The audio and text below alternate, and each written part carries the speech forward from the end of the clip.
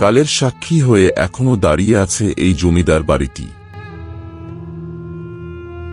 এই সিঁড়ি বেয়ে উপরের কক্ষের দিকে হেঁটে যেতেন জমিদার গোবিন্দ রাম শাহ।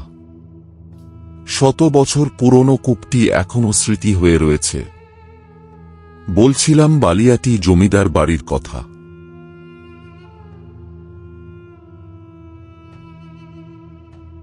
বাংলার ইতিহাস আর ঐতিহ্যের ভাণ্ডারে এক উজ্জ্বল নাম বালিয়াটি জমিদার বাড়ি। মানিকগঞ্জ জেলার সাটুরিয়া উপজেলার বালিয়াটি গ্রামে এখনো দাঁড়িয়ে আছে এই জমিদার বাড়ি, যা বাংলার জমিদার সংস্কৃতি ও ইউরোপীয় স্থাপত্যশৈলীর এক অনন্য নিদর্শন। বাংলাদেশে খ্রিস্টীয় ১৯ শতকের একটি অপূর্ব নিদর্শন বালিয়াটি প্রাসাদ। বালিয়াটির জমিদার গোবিন্দ রাম সাহা ছিলেন এর প্রতিষ্ঠাতা। তিনি ছিলেন খ্রিস্টীয় ১৮ শতকের মাঝামাঝি সময়কার একজন বড় মাপের লবণ ব্যবসায়ী।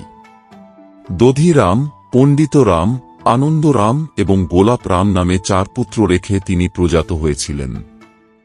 সম্ভবত বালিয়াটি প্রাসাদটি তাদের দ্বারাই নির্মিত হয়।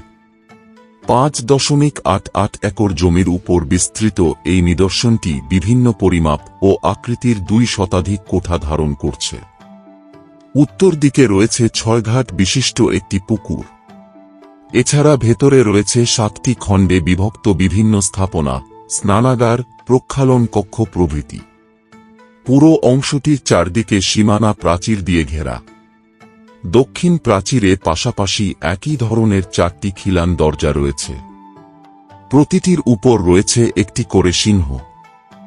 স্থাপনাসমূহের আকর্ষণীয় দিক হল সারিবদ্ধ বিশাল আকৃতির করিন্থিয়ান খাম, লোহার বিম, ঢালাই লোহার পেঁচানো সিঁড়ি, জানালায় রঙিন কাঁচ, কক্ষের অভ্যন্তরে বিশাল আকৃতির বেলজিয়াম আয়না, কারুকার্যখচিত দেয়াল ও মেঝে ঝাড়বাতি ইত্যাদি।